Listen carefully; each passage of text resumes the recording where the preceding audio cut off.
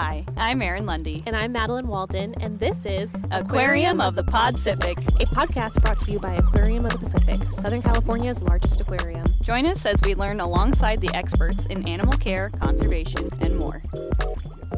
Welcome back to Aquarium of the Pacific. I'm Erin Lundy, the manager of conservation initiatives, and I'm joined by my co-host, Madeline Walden. Hi, I'm the Aquarium's digital content and community manager. Today we have on one of my absolute favorite people in the entire world, but also my favorite photographer, Robin Riggs. Mine too, huge fan. I'm a huge fan. It feels like we have a celebrity. Fans. It does. I'm freaking out. Erin, who is Robin? Robin is my favorite person. No, Robin is someone who's been volunteering with the aquarium since the aquarium opened. Actually, I found out since before the aquarium opened. So that makes her a charter volunteer here. She has always been volunteering with our marine mammals and just in our husbandry department in general. But sort of more recently, sort of halfway through her tenure here, started doing a lot more focused photography. And so if you ever visit the aquarium, you will see tons of images posted all over our walls, sometimes in our advertising, even just beamed down in a beam of light on the floor right now, which is really cool. And a lot of those images and videos are actually Robin's, which is super cool. She works alongside our animal care staff to get some amazing photos of these animals. And I feel like the combination of having this relationship with people and these animals gives her this level of access and this comfort around the animals that creates these images that I don't think anyone else could get. No, truly. They are so special. They are so personal from her point of view, but they just make the most beautiful images that we share constantly on social media around the aquarium, like you said, and sometimes from a beam of light. Yeah. It's so funny to see, like, we have worked on a couple of different photo shoots recently, and with our new frogs campaign that we just came out with this summer, we did have to do quite a few like photo setups for these different amphibians. And we were working together to figure out what works for each species of amphibian. And I have the funniest photos of just behind the scenes shots of like Robin photographing something. And there's like a person off to the side to make sure that the frogs are secure. And then it's like in this like weird little photo setup that's also set up behind the scenes. And it is so cool from sort of what resources and space we sometimes have to see these like incredible beautiful like National Geographic. Truly she does an amazing job. It's really cool. So we're going to be interviewing Robin today about her history here at the aquarium, sort of how she got into photographing our animals, and if we are lucky, maybe we'll get some advice on how to get even remotely close to the level of talent that she has if we're photographing animals too. She's incredible. A lot of people asked how they can get involved with photography at the aquarium, and I wanted to give some pointers for that. So we actually, this weekend, this episode will come out after this event, but every October we have photo night here at the aquarium where we shut down the aquarium after hours, and it's for photographers only. You can bring equipment. We have equipment rentals. It's a really amazing event, so I definitely recommend checking it out every October. Put it on your calendar. The photo night photos are one of my favorite things because as someone who has built and designed exhibits in the aquarium, seeing those featured as like a part of someone's art, like it is giving me weird goosebumps right now. Just like the idea that someone is photographing something that you made and is so personal to you and that you maintain day to day just is amazing that someone else looked at that and was like, that is beautiful. I want to capture that. And so if you are ever around in October, please come to photo night. Please photograph all the frogs. I'm excited to see. I didn't even think about that, the new frog habitats. It'll be really cool, and I'm sure it must be cool even in the past to see people's takes on the exhibit from a different angle, from something that you wouldn't necessarily make prominent in a photo, and they do a really good job about that. I think that's also what I like about Robin's photos is, I see these animals every day and I love them every day, but sometimes she captures something in them that I just, like I've seen a glimpse of it, but I've never just had a photo of it. And so she is amazing. All of you photographers out there are amazing, but Robin is my favorite. Sorry. I don't blame you. She makes a lot of amazing content. Stay tuned for this episode. It's a really good one. Let's go. Welcome back to Aquarium of the Pacific. I am Madeline Walden, the aquarium's digital content and community manager. Today I am joined with my co-host, Erin Lundy. Hi, I'm Erin Lundy. I am the manager of conservation initiatives here at the Aquarium of the Pacific. I almost forgot what my title was for a second. I know, I put you on the spot there. And today we have the honor of interviewing one of the aquarium's charter volunteers, but also our volunteer photographer, Robin Riggs. Hi, Robin. Hello. Hello. We're so excited to have you here today. You're one of our favorite people. Just in general. Just in general. And I know our audience is really going to love getting an inside look of how you photograph animals here at the aquarium. I would love to learn about how you started volunteering here at the aquarium, because I don't think I mentioned this, but a charter volunteer is a volunteer that's been with us since the very beginning of the aquarium. So when did you start volunteering here? Oh, I started our first year here. So I started a little before grand opening Saturday. You started before we even opened? I actually started before we even opened. As mammal volunteers, we had to actually go outside of the gates to dump our trash daily. We didn't even have a complete working, functioning kitchen at that time. Whoa. An aquarium. Yeah. Yeah, we used the old scales, the type that, you hang and weigh. Oh, really? Yeah, that's what we used here. Wow. So I've always been in love with pinnipeds, seals, and sea lions. And so prior to coming here, I was a volunteer at the Care Center in San Pedro. So I had 5 years experience before I came here. And at the time, the aquarium was looking for volunteers who did have pinniped experience or large animal experience to come here. So you had to interview one day, and then you came in and you tried out for a day, actually. Oh. So you volunteered on your projected day that you would volunteer, see how you liked it, see how the staff felt with you. And I decided, I wanted to see what the aquarium life was like, and I've chosen not to leave. That's amazing. So you've been here at least once a week, and that's truly at least. It's more like at least 2 times a week since 1998. Yeah. Wow. It's really hard for people to understand because I laugh. They go, "What did you do over the weekend?" I volunteered. I did work At the aquarium. I worked at the aquarium. But yeah, our volunteers absolutely do everything that paid staff does. It's one of my favorite things about the aquarium is the culture that we've created around volunteers and kind of creating this accessibility to our animals and our programs too. It's a really wonderful volunteer program. I can't say enough good things about it. And Robin has been a volunteer on the same day of the week ever since I've been hired, and actually ever since I was an intern. And so I have always known Robin to be here on Saturdays. One constant in my life is that Robin's here on Saturdays. And honestly, one of my favorite volunteers. I've always looked forward to working on Saturdays because Robin is also one of our most advanced volunteers in our program and can basically do everything that I do. And so she is very, very helpful to be here throughout the day and also fun to be around. So, Well, thank you. I enjoy working with you as well. it's Aw. fantastic. You're so integral to the aquarium. I mean, here you are, a charter volunteer, and also being our core photographer. I mean, truly, all of most of the images you see around the aquarium, most of the images you see on our social media channels are all taken by Robin, and she's incredible. You're amazing. It's almost every social media post is like photo by Robin. Riggs. And if it's not on there, it's only just because I forgot to put it on there. Most of them are taken by her. She's been cool about it, though. I'll put it on there. I'll put it on there if I catch it. Well, I appreciate the aquarium having the interest to use my imagery. I mean, I've always loved photography. I've been doing it since I was in high school. So animals have always been something that I love the most. I love photographing dogs. I love photographing anything. And so getting to do the extra voluntary work here and see it being used to hopefully educate and inform people is pretty awesome. It is really cool. I have a question for you that has never occurred to me until right now. What is the first animal and the first time they let you photograph animals here at the aquarium? Who was it? I don't specifically remember which animal, but it would have been one of the seals, most likely Shelby. Aww. That's really cute to think about Shelby being the first animal that you photograph. Shelby happened to also be my favorite harbor seal, and she's also the first pinniped I laid eyes on when I first saw the exhibit. Oh, that's And so so cool. she's very important to me. She's special. Shelby is a good girl, too. She is special. Special Shelby. She's amazing. I love that she's been a part of your aquarium journey since the beginning. Yeah, We're I've so known her since she was 2. Really? precious. I guess she's, 27 now? 28? So yeah, she would have been 2 when she got here. That's really cute. Now she's a mama to 3 Yes. pups, right? She's had Yeah, 3 she's babies, 3 pups including with her the husband, Troy. giant tater tot that's on our exhibit named Kaya, who is also very cute.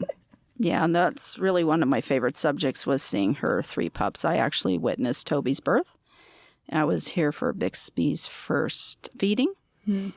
And then Kaya, I enjoyed her first few hours of life. So that was a big privilege So to get to special. photograph them. Those photographs too are just so beautiful and were so wonderful to tell that story too. We're so grateful for Yeah, it's being nice. there. I It's have so the cool. benefit where the animals, since I do work with them, they are comfortable with me. And so that really helps out a you lot. can see my baby. Yeah, if you want. If you want. I've known you since I was 2. Here's my baby. Here's my baby. Here's this fresh baby. I love that. That's so cool. So going back to your history in photography, when did you say you got started? In high school. In high school. And just, you grew up here in Southern California, right? I did grow up here in Southern California. And when the high school that I went to, we had a interim week in between semesters in which they had us try to take another opportunity to learn something different outside of the normal schoolwork. And I didn't know what I wanted to do. I did not have photography in my life then, and I didn't ski, I didn't horse ride, I didn't do a lot of things my other friends did. So another friend asked me, why don't you do the photo class with me? So I had to ask Dad, well, do we have a camera? First and foremost. So I had no clue. So he loaned me his very old camera, and it started from there. So cool. And when did you start photographing animals at the aquarium? Was it around the time that you started volunteering originally, or? I started videoing first when I first came here. I actually did videos. I'm lazy and don't like to edit, but I love to do the videography part. So I actually started out videoing. And so I pretty much started from the very beginning, but it became more robust, I don't know, halfway through, I think. Back then, you were shooting on, obviously, film, nothing digital back then. How was the transition from digital or, analog to digital back in the day? It took me a long time to make that transition. I tend to use my equipment till it's broken, and then it forces the issue. And that's exactly what happened to me. And so it takes about 2 or 3 months to adjust to that new system. That's how long it took me. I just can't imagine, I know photographing animals here at the aquarium is very difficult. On a digital camera that was made very recently and can photograph in low light and fast-paced animals, I cannot imagine trying to capture things on film. That must have been very difficult. It was a challenge. Yeah, it was definitely hit and miss in the early stages. That's probably why I did video more than the still photography, even though by nature I am a still photographer. Yeah, people shoot film here still. We have our photo night coming up this weekend, actually, and we get some people shooting film medium format, 35 millimeter, and I'm so impressed because I have to take 10 pictures in a row to even get one usable shot. You can't do that with film. You got to get the shot. Otherwise, you just didn't get it. So I'm always very impressed by film. Yeah, and I got to learn photography the old-fashioned way where you were in the darkroom, you were printing your own, you were developing your own film. So, and you learn photography differently than I think you do now. Do you feel like your editing process now differs than when you're developing? I know that you can do certain things to have your picture develop slightly differently. How do you feel like that compares to editing on a digital medium? Do you like it better? Or do you feel like it feels easier? Do you feel like you can get sort of... Do you miss the dark room? Yeah, do you miss that at all? Not really. I wasn't very good in the dark room. So for me, the adjustment wasn't too difficult. I'm a lazy editor anyway, so I like to get most things right in the camera. That's fair. And do very simplistic editing. Here at the aquarium, probably the thing that I do the most, and I will only do it to a certain point, and that's cloning out scratches or bubbles or things like that, especially in some of the fish exhibits. Yeah, a lot of water. Sometimes there's some scratches on that acrylic that makes it a little hard to photograph around, I'm sure. But it doesn't stop you from getting some of those really stunning shots. My favorites are usually your giant Pacific octopus shots because they are always so dynamic, too. Those animals have so much movement to them. I know that I think your most recent one of our most recent octopus, Goji, was one of my favorites. Thanks. The octopus happens to be probably my second favorite animal here. I'm very, very particular about my octopus images. I like the right movement. I like to present every animal in a good form. It's fun to get the funny shots and the weird shots, but I really want to present our animals in a very positive way. And the octopus just has to have the arms going in the right direction. And so I'm very, very picky about those shots.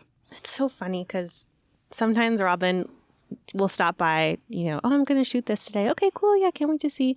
And then she'll be like, I don't think I got anything good today. The most stunning photo you've ever seen. The most beautiful picture that you've ever seen of this animal. And you're like, This is amazing. And that's something that you take into consideration when you're shooting the animal, where the arm placement is, where the eyes are looking. We just saw a very wonderful picture of Parker the sea lion that you shot this morning. And it's very cute and funny where his eyes are looking. And it's a criminal side eye that he's giving. But it's really cool to hear, you're not just pointing and shooting. I know that you put so much care and love into your photographs, and I think it really shows. Thank you. The biggest thing for me here is looking for good light and the backdrop. Other than sort of the technical aspects of, shooting underwater versus, in air, what is different about shooting the octopus than the seals or sea lions or other animals? The biggest thing is with any of the tanks here, you've got to deal with reflections.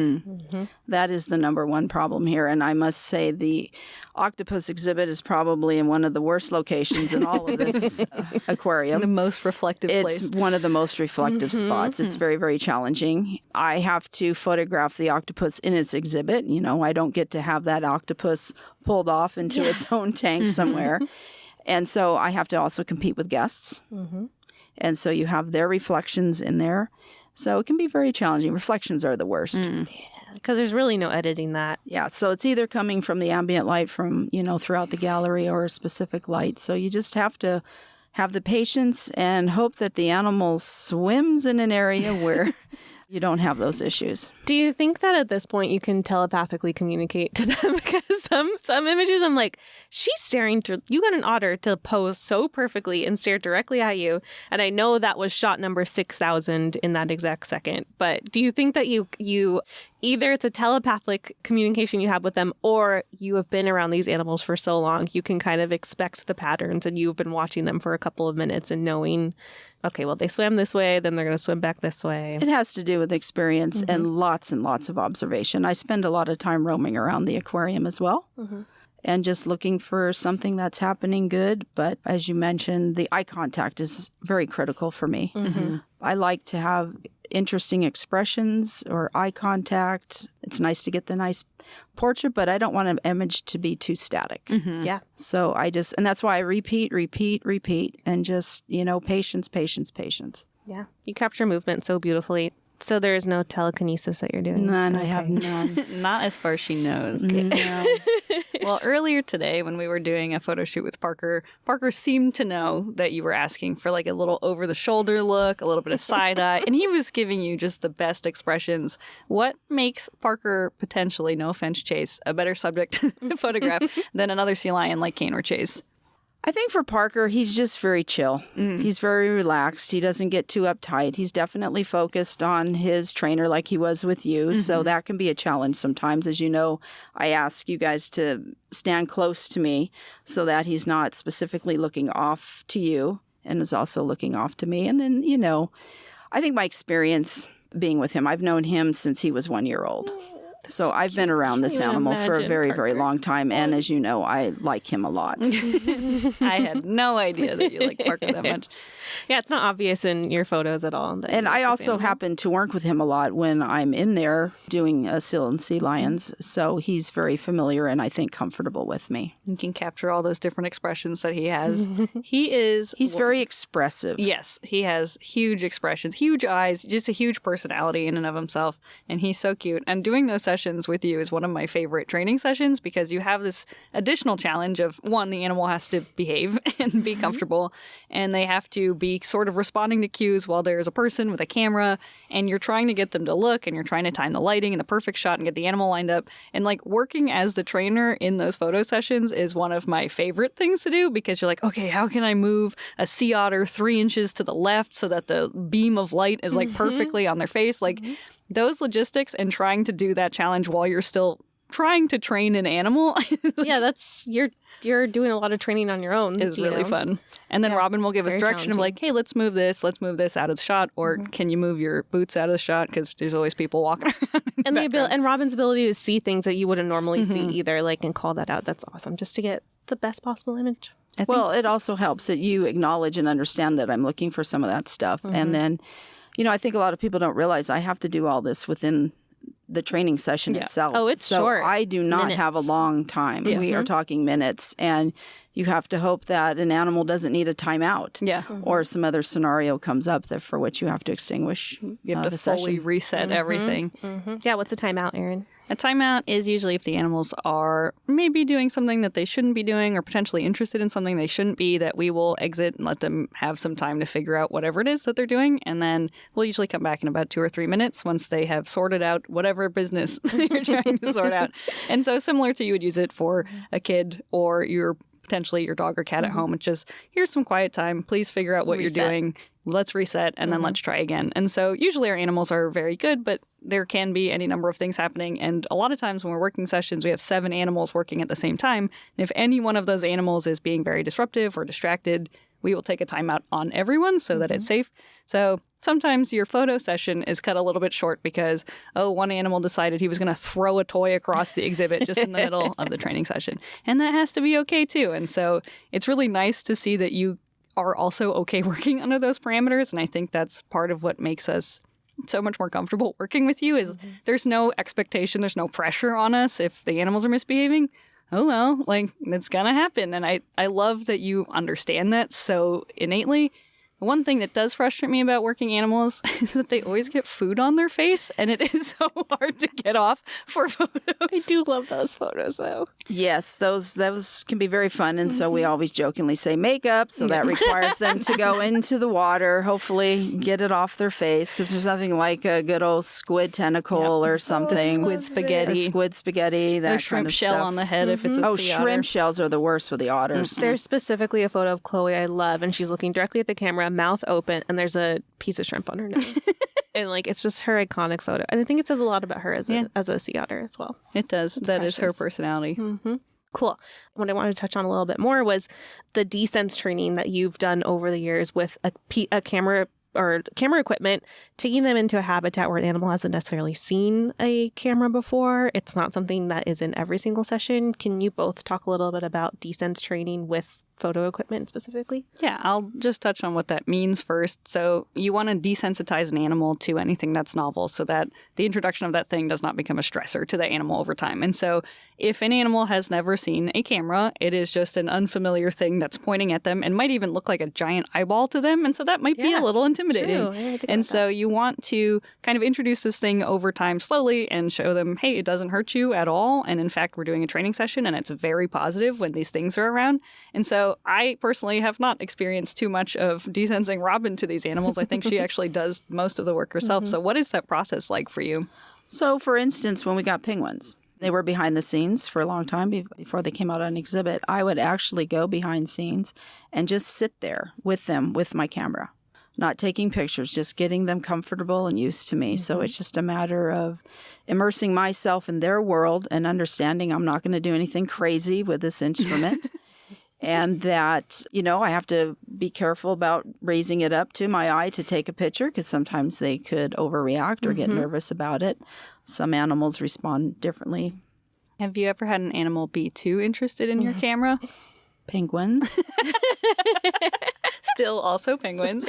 Is it like, I really like that? I don't care about it, but I really, really like it. It's nice that they want to be close, but when they're in your lap and you've got to tell a photo, it's a little close. You're not really getting the images that you want. You're not getting them. 1 centimeter away from your telephoto lens. Do they ever bite at your camera? Not too often, but I've had it happen. They really like the camera strap. They're crazy about that. At least I know my experience going in there with the marketing camera. Yeah, they like that. I feel like, too, we've had otters in the past that kind of like look at your camera like, I want that. I want to play with that. An otter would steal anything. Oh, out of your hand if you give them a chance. Like, I'll take that and I will smash it on a wall. And you're like, there's got to be something good inside there. It's got to be a clam or probably a mussel. crabs in there. Don't know why there would be crabs in there, but there's probably crabs in there. They're so funny. Cool. I think we can get into our social media questions. Yeah, and absolutely. There's a lot of great questions that we have for you from our social media. Oh, something that I wanted to touch on actually before we get there is you have, I think, kind of with social media and the way it's changed the past couple of years, I've noticed that you're posting more video content.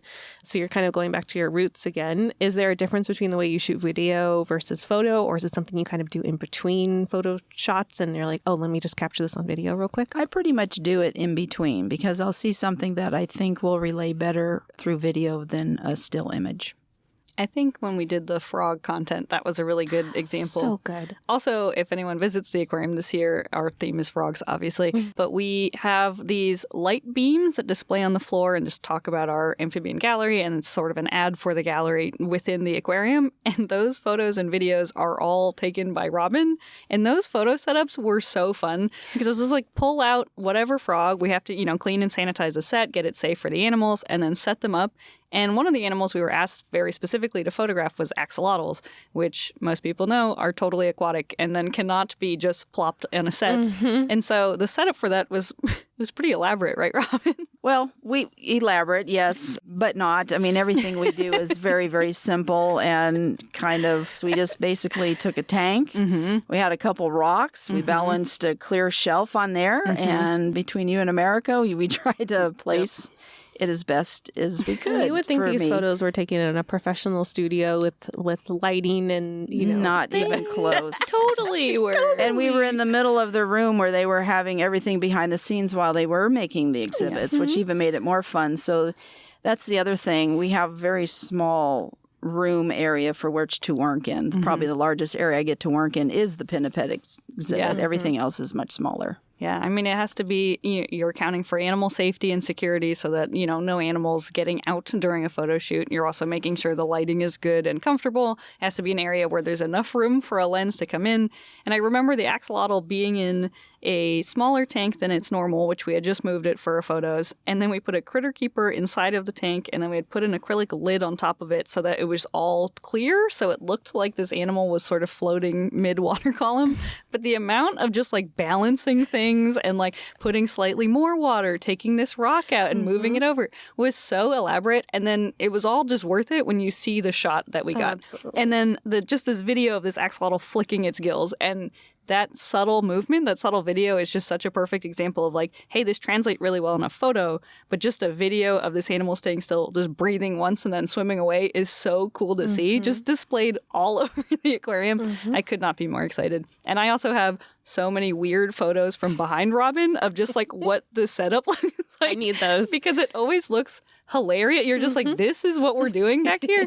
And it's obviously very safe for the animals. There's no concern in that way. But it is just it's not what you would picture. No, not at all. It's you're picturing a catalog photo shoot, and it's just here's a cart, here's our foam board background, and it works amazingly, but it is so not what you think it is. You can go very simply and produce good results. Yeah. When you're an amazing photographer, it seems like you can stay simple, and then it helps to be an amazing photographer first, and then we can work backward from there. I think a question we got a ton, people ask a lot, what equipment, what camera, what brand is she using, all of this. I don't think it matters. I think it's the person behind the camera that is really doing all the work.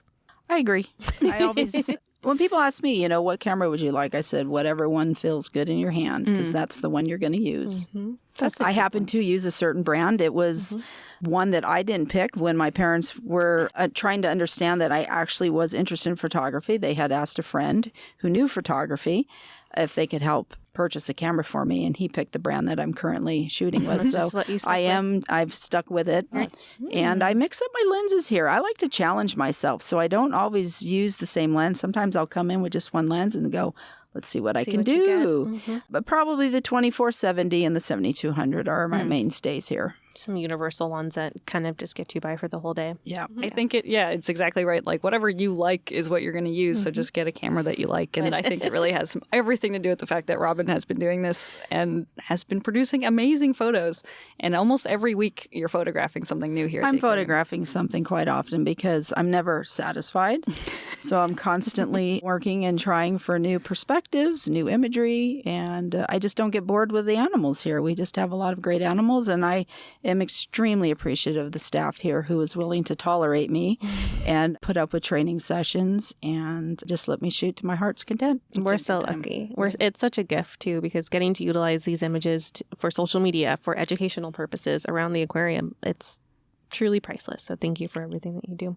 What about outside of this place? What do you like to photograph? I know that you submitted a photo to our staff contest last year that won first place to hawks, right? Actually, peregrine falcons.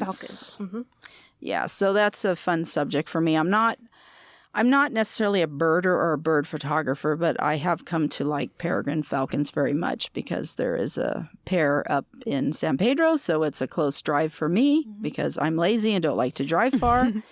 And I've just become so intrigued in watching them. It's just fascinating to watch them from the beginning of the season when they're starting to mate, to the time they're getting their nest ready, to the time we're waiting for the chicks to come, and then just going through that whole process is just fascinating. Animals in general are my number one subject, but I'm a very eclectic photographer.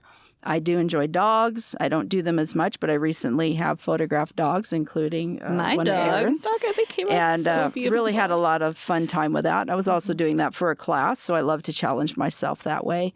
But any animal, I'm all for. But I also like to do abstracts. I like to mess around with landscapes, dabble a little in light painting. What is if you had to choose something, what is your dream, either your dream shot to get or like the scenario that you're like, this is what I really want to do as a photographer. I would love to do this. I really want to get a humpback breaching with the most spectacular background and well lit.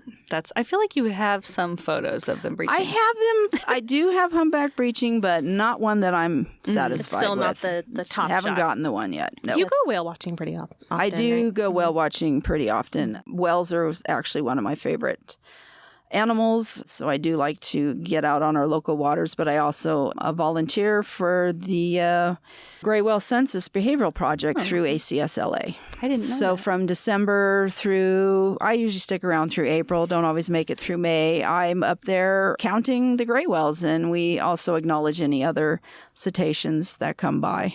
So I do that. I've been doing that longer than this, actually. Really? Wow.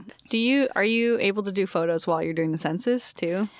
I can, but generally I'm really focused on fair. the sure census. counting is a And lot. trying to photograph from the cliffside is just not really anything spectacular. But let's say if there's a falcon that happens to be coming by. That's a little different story. Then we're first place. Yeah.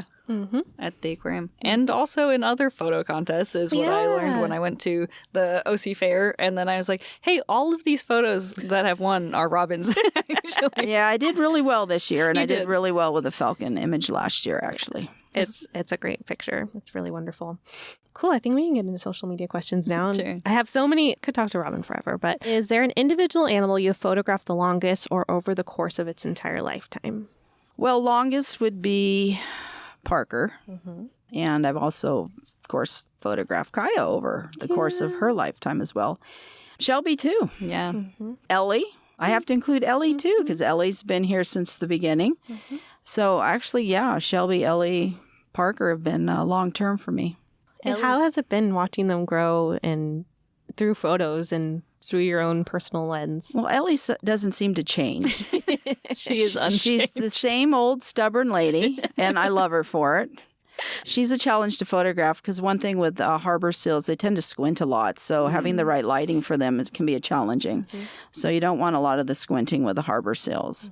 Shelby's easier to photograph in terms of the harbor seals. Kaya is a source of frustration for me. And all of us. She is a very shy little girl, but she's becoming a lot more outgoing and willing to participate. But she's a big challenge. Anytime I tried to get her informally in the exhibit, she just ducks and hides. She's so cute. Though. And then- Every picture you get of her, she's just like the most like perfect little looking seal face. Yeah, she can give it when she wants She can to. serve. She can She can, surface, but she but- often doesn't. She often doesn't. And they are also like, if you're not careful, and for some reason Kaya, more than anyone, is so shiny and smooth. And you're like, why? Everyone else at least looks like they have fur on you. And Kaya just looks like a smooth rock when you photograph her. And you're just like, where is the texture to your fur? I don't understand. She's conditioned. She Yeah. must be. I don't know what's going on. She Yeah, looks it's very really different. hard with them too because they're very reflective. They're wet when they come out. So trying to position them in the exhibit in the right position is challenging at times. And And think about that. You're dealing with reflections you're on the dealing acrylic with and then reflections off reflections their body. everywhere, Yeah. and they're very slick. And you want to make sure they're not facing the sun if they're very squinty.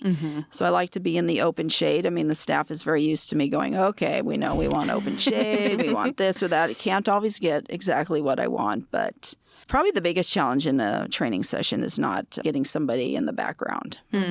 Yeah. Because everybody, like Erin had said, you've got 7 animals you're working. Yeah. And there's an audience of people usually and on top watching. of that, there's guests. Yeah. There's an educator usually when we're doing presentations. There's just a lot going on. And so to be able to get a shot that is purely just of that animal takes so much, just like setting up the shot that does not appear to, because there's maybe 300 people watching any pinniped session on like a Saturday especially. Yep. And they have none of them in the shot. It's pretty incredible. But They do a great job. They do. I think this is going to be, this episode and talking about it is going to be a great opportunity for us to show pictures of baby Parker. And there's difference in size now. I can picture, I know one in my head of him as a baby. And I think he even still has like a little mohawk, just like he does now. The start of a sagittal crest, just like the babyest little face. I've seen like maybe 10 pictures of Parker that young, and they are all the cutest thing I've ever seen. And he looks the same. Yeah, you can tell it's him with his face. I feel like he looks a little bit like Chase does, but Chase is a little bit more of a tough guy. Parker's more of a sweetheart. Yeah, he's a big mushball. Do you have good photos of Chase? I do. I feel like there's a couple. It's not often. He is difficult. But I do have a couple that I think are good of him. Is he better in session or out of session? In session. Some of them are really cute when they're just lying on the beach. Well, I do like to get those, and those are really challenging. For some reason, when I go in and like staff, I try to be quiet, get them in a very casual setting, and then it's like they're on high alert. They go back in the water. They just don't like to do anything with me informally. It's very challenging. Oh, I love when they're all piled on the beach. We've gotten some great shots of them just all blonde and dry and piled up together, snuggling on the beach. Yeah, they usually rush in the water when I'm going in for those pictures. No. So Let's get reflective, guys. Let's be as shiny as possible. I think one of my favorites that I know was not an animal that was like in a training session was you had gotten some photos of Charlie sort of right as he had gotten older. And there's just this one picture of him sleeping that is the cutest thing I have ever seen in my entire life. And I like had it as my phone background for a very long time. Yeah, because he just looks so peaceful. And so I'm sure as animals get a little bit older, potentially it's easier to photograph them, but also I'm sure it's kind of a sentimental photo shoot when you're doing things like that. Oh, it's very sentimental. And Charlie was one of my favorites. I just loved photographing him. Charlie was one of our sea otters that Robin knew way longer than I ever knew Charlie. He was geriatric by the time I met him in 2015 when I was an intern, but he was the sweetest sea otter you've ever met in your life. He was a charter animal. He was actually recognized in the Guinness Book of World Records as the longest lived sea otter at the time. I think he was 22. 22 when he 22. passed. Yeah. He was a sweetheart, and I got to make his 22nd birthday cake. Oh, yeah. And Yes, that it was a really beautiful good cake. It was a beautiful cake. There's a picture of him on the news eating one of his cupcakes that is like, I was so proud.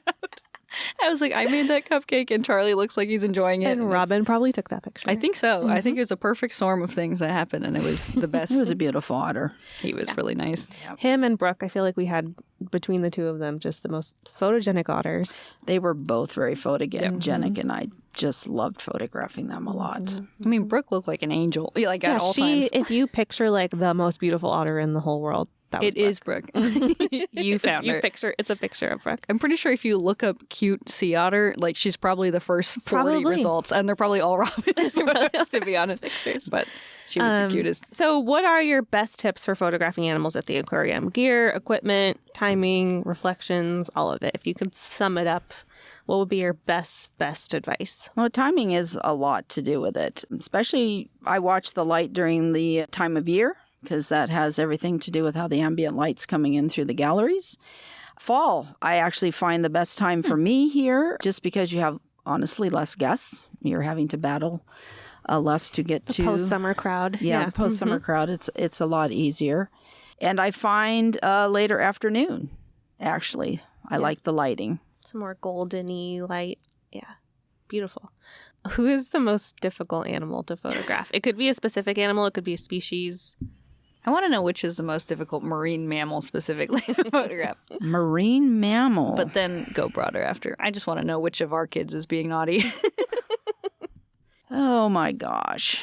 I don't know in terms of marine mammal, but I must say some of the fish are a real challenge, especially the anemone fish. They are just a sore subject for me. They are the toughest fish for me to get a really good shot of, just because of their movements. Clownfish. The clownfish. Those guys, They're they're so very, quick. very challenging.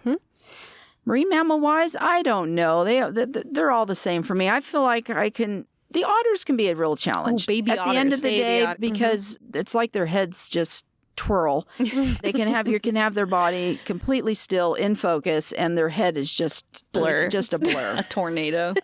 Yeah, they just have very, very quick movements. And their fur is so dark too that I'm sure it's hard to capture their face It's at all. extremely difficult because, as you know, the exhibit does not have a lot of light. So that can be a real challenge just between the low light and the speed of the animal. Yeah, Rob and I commiserate a lot about some exhibit lighting, and some of it's very blue and some of it's very dark, and it's all for the welfare of the animal, but sometimes we're like, oh. It's a challenge to work around, and there's just some exhibits I just have to go, yeah, I just can't. I can't deal Get with what that. we get. Yeah. Is it different with different types of lighting on each exhibit? Like some have LEDs, some have those big halogen lights. Which ones are easier to photograph around? Are the LEDs difficult? 'Cause I you think can the see them? LEDs are definitely a challenge just because of how the light looks. They can be a real challenge. I really thought about that from like the perspective of trying to photograph the animals. Sometimes if you're taking a video to the frame rate, it doesn't match the lighting output you get that too, so you get the choppiness. choppiness. Yeah. That does give you a headache to watch when it's like You're that. just trying to get the shot. Yeah. Okay, so who would you say is the best, most well behaved when it comes to photographing? Oh, gosh. It's Parker. Yeah, it's Parker. Yeah. Most photogenic, most well behaved. He was our prom king one year. He was all the I things. forgot about that. Yeah, it's definitely Parker. I usually go away with something with every session with him. Those little frogs were very hard to photograph. We tried to do a little frog photo shoot like, I don't know, 4 weeks ago. And when I say little frogs, I mean frogs that were like maybe an inch to 2 inches long. Yeah, and we were moving them into the setup. And I mean, partially they were nervous, and they didn't know what was going on. But like, they move so fast. It's amazing how fast a lot of animals actually do move. That's the biggest challenge. And they can make very quick head movements, especially birds. They have very, very quick head movements. Like, it's so perfect. Okay, just stay still. You click the shutter, which is, a millisecond, and they moved. Yeah, they're either moving, preening, doing a variety of things you don't want them to be busy. doing. They're doing their animal thing. And you just got to go with the flow. And if you don't get the shot, you don't get the shot, and you try again another time. That's fair. Do you want to take a question? Sure. You want to do this one? I think I already know the answer to this question. How many times do you have to take a picture before you consider that you've probably gotten like the right shot? Infinity. Well, I said I've never satisfied. So considering I have to work within the constraints of either a training session or the staffer's time, I shoot until you tell me I need to stop. As many as That's possible. literally what I do. I will keep photographing until I'm told the animal is to a point that we need to take a break or we need to move on. I'm always looking for those subtleties, just how an animal positions its head or the catch lights in the eyes. It can make a big difference. And I'm not necessarily always seeing it as I'm shooting it. And sometimes I don't notice something in the background. So I just keep photographing until I'm told, okay, we're done. The more options, the better. It is funny because if we are doing like a photo session, especially if it's not one that, the animal has to be in a training session or under some sort of like paying attention, like we'll stand there for hours because the animal is doing slightly different things at all times. And it is enjoyable because even just seeing this small little like thumbnail shot that you can see on the camera, I'm like, wow, that is an amazing shot. And then 5 seconds later, totally different shot, but still just incredible. So you may as well take advantage of how much time we have up there. The animals are always doing something cute. Why wouldn't you want a trillion photos of it? But I want enjoy them all. Yeah. Well, and the lighting can change dramatically sometimes too. It just depends. The otter skylight slightly moves. Yeah. Like we have one window to the sky in there, and that's basically the only light. That's pretty much the light. Yeah, the lighting, the additional lighting is weird too because sometimes it reflects very purple or red onto the sea otters in there, and so we've gotten comments before. Are they purple? Yeah, are they purple or are they red? Is everything okay in there? And we're like, oh yeah, it's just the lighting. Yeah, I have to watch for that a lot, actually. I want to talk about, this is a question for the both of you. What steps do we take to ensure the animals aren't stressed during photo shoots? We kind of talked about that with descents, but anything you can speak on that? Yeah. Well, I think from my end, there is always an attendant or someone who is kind of there specifically for the animal. Thankfully, Robin is very also very aware of sort of animal behavior and what might be signs of stress. And if an animal is showing that they are not enjoying something, that is not something we are at all going to continue and pursue and push, because the getting a photo is not worth that animal being stressed out. And I really enjoy working with Robin for that reason, because if there's even a small indicator, we could be like, hey, you know what, let's just call this. We can always, schedule this for another day. And I think having someone there that is specifically there to read animal behavior and knows that animal very well is critical for doing these things. And then, obviously, if an animal's just in an exhibit and it's not like an out of its exhibit, or if it's not in a training session, is different. But in scenarios where an animal is maybe being exposed to something that is novel, that having someone there is sort of critically important. And then working with Robin to be like, hey, if you need this shot, maybe we can take a step back and we can sort of zoom in close. We can find ways around what challenges might exist for like a frog that's hiding behind a leaf. Like, can we slightly move this leaf so that it's not nervous, but put something else there, so it has something to hide behind. And I think doing those things and making those modifications, and then also just knowing Robin's going to be okay with it, is wildly helpful and makes me very happy to do these photo shoots. The animal welfare comes before everything else. Absolutely. But Robin, I heard you had a fun experience today with one of our GPOs. Yeah, not.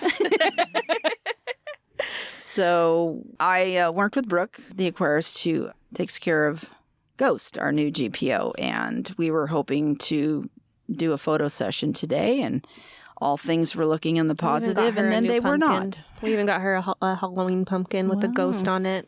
And a GPO is a giant Pacific octopus. I'm sorry, I used an acronym. Yeah, and she absolutely didn't want to participate today. This was hands down the worst photo session we've ever had with a GPO.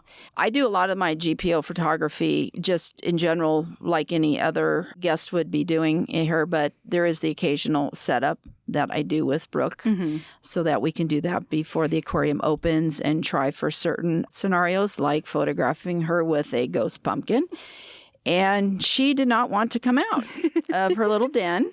And Brooke was trying everything, and I so appreciated her time. She always gives me her time to try to accomplish these sessions. But we just had an octopus who wasn't having it today. So, I can't throw a fit and pitch a fit. Animals are going to do what animals are going to do. And like Erin said, animal welfare is number one. And I'd like to think that the staff knows that that is important to me as well, that I will not try to push anything.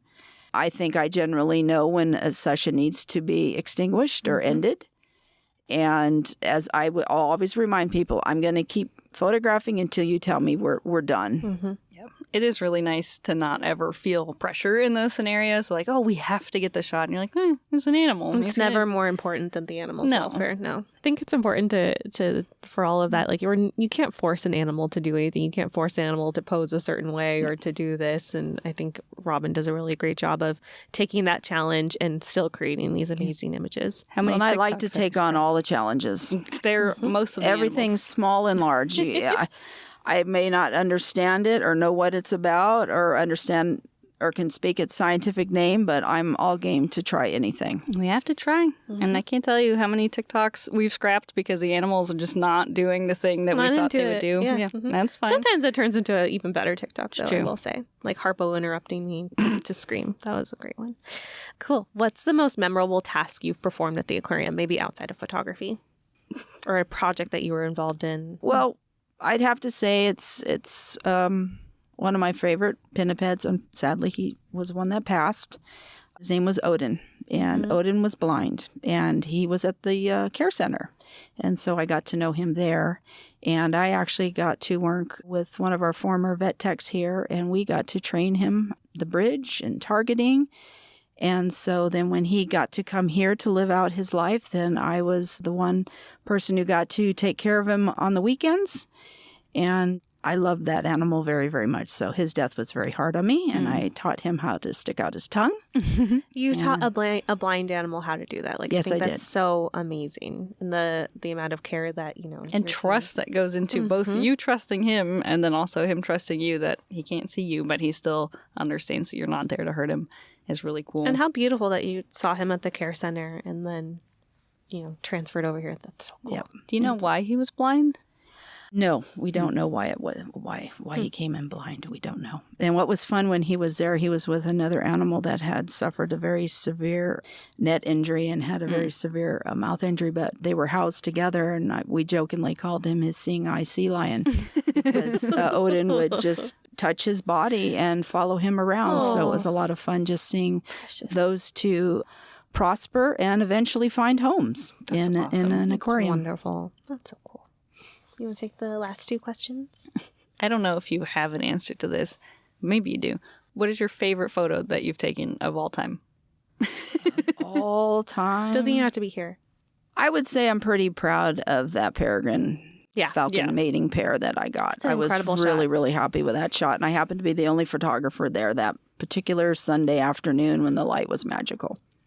What frame rate are you shooting at to capture birds in motion? It was so crisp. Yeah. For an obviously high motion. Yes, it's not a composite. It's very quick. When they made it, it's very quick. You just have to shoot at a very fast shutter speed, actually. That's crazy. We'll have to share a shot of that in the show notes. And it was on our social media, too, part of our staff contest for last year's gallery opening. It's an amazing shot. And definitely first prize winning all around. And I guess I'm proud of that one, too, because I'm not a really great bird photographer, but like I said, I really appreciate and love these animals so much. So I approach it very differently than a lot of the bird photographers who have the really large lenses and the very expensive camera equipment. I'm just going out there with my just average Joe equipment. And I think I get some things differently than they do because I think I understand the animals a little better. I do a lot of observing them and just try for something different and unique. Yeah. Cool. Thanks, Robin. Yeah, I guess we answered favorite animal of all time. Yeah, well, we knew who that was. But yeah. That was wonderful, Robin. Thank you so much for chatting with us.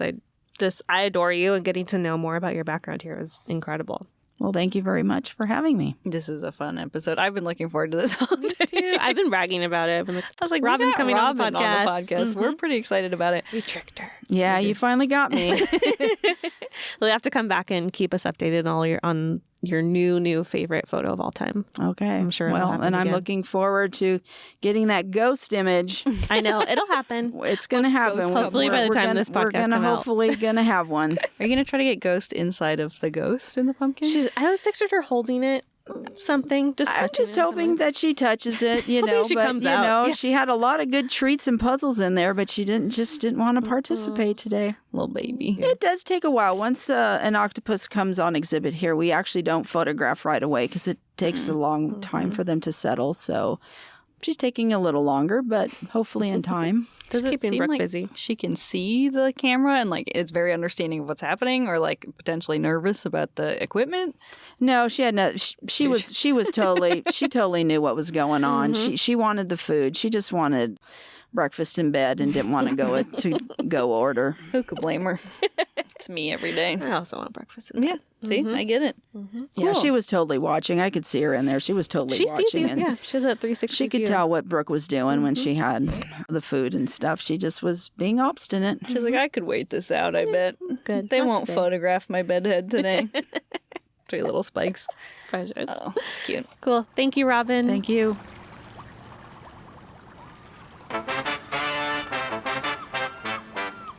Aquarium of the Pacific is brought to you by Aquarium of the Pacific, a 501c3 nonprofit organization. Keep up with the Aquarium on social media at Aquarium Pacific on TikTok, Instagram, Facebook, Twitter, and LinkedIn. This podcast is produced by Aaron Lundy and Madeline Walden. Our music is by Andrew Reitzma, and our podcast art is by Brandy Kenny.